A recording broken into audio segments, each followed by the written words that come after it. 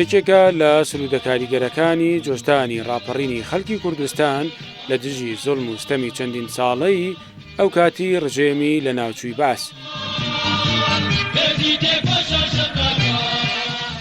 لە کاتی خۆیدا سرودەکان بەو گوڕوتی ناگرینەی کە ئاراستەی جەماوەرکران کەڵپەی لە ناخی پەنگ خواردووی خەڵکدا جۆشدا و بووە تەقینەوەی بورکانی تووڕێی خەڵک و لە کامدا ڕاپەڕینی گەورەی ساڵی 1992 بەدواداهات.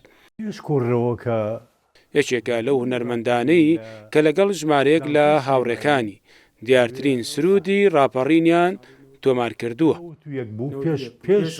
پێش کۆڕەوەکە 1970 چوینە دەرەوە تیفی مۆسیقای سلەیمانی ئیشمان ئەوە بوو کە ئێمە ئەم سرودە جوان جوانانە تۆمار بکەین بیگەینین بە ئیزگەش بڵاوێ کاتەوە.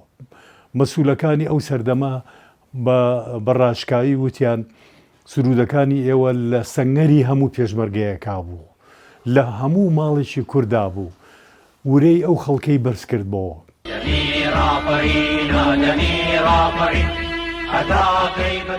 گۆرانی و سرودەکانی ڕاپەڕین و جۆشدانی گیان و هەڵوێستی کوردانەی خەڵک بووە سەرەتا و بناغەیەک بۆ بەدیێنان و دانان بە بەشێک لە مافەڕەواکانی کورد و هاوکات کۆتاییەنان بەدەسەڵاتی زەبر و زەنگی ڕژێمی لە ناوچووی باس.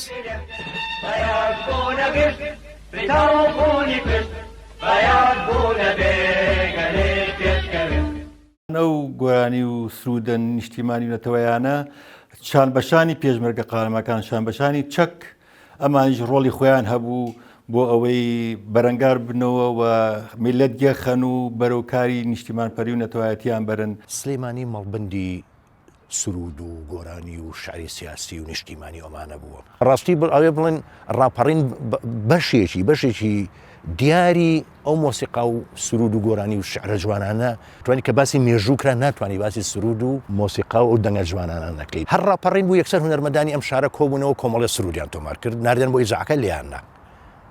هونەرمەندانی تیپی مۆسیقای سلەیمانی و تیپی دیلان و کۆمەڵێت دەنگبێژ یادیان بەخێر عوسمان عەلی و کاک جەمیل سابر و سەڵ ئەحمەدجی.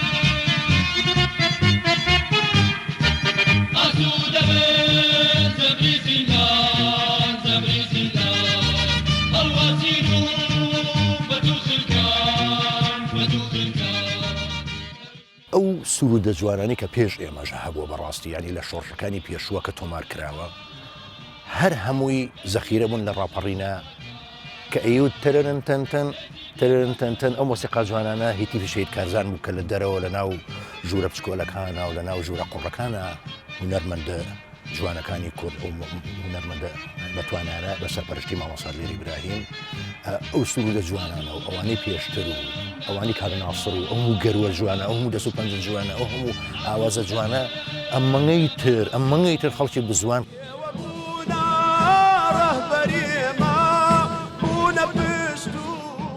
ئێستاشی لەگەڵدا بێت دروشم و سرودەکانی ڕاپەڕین بەشێکی گرێدرا و دانەبراون لە یاد و یادەوەری خەڵکی باشووری کوردستان ساڵانە لەگەڵ یادکردنەوەی ڕاپەڕیندا ئەو ڕۆژە مێژوێشیان بەبیر دێتەوە کە کورد توانی پێکەوە کۆتایی بەدەسەڵاتی خوێنڕێژی چەندین ساڵەی ڕژێمی لە ناوچووی بەعز بێنن.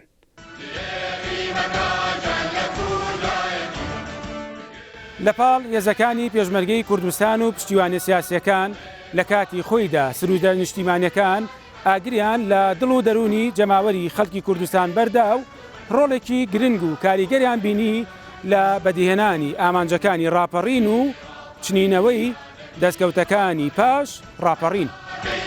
مەریوان ئەبڵا کورسات نیوز سلێمانی.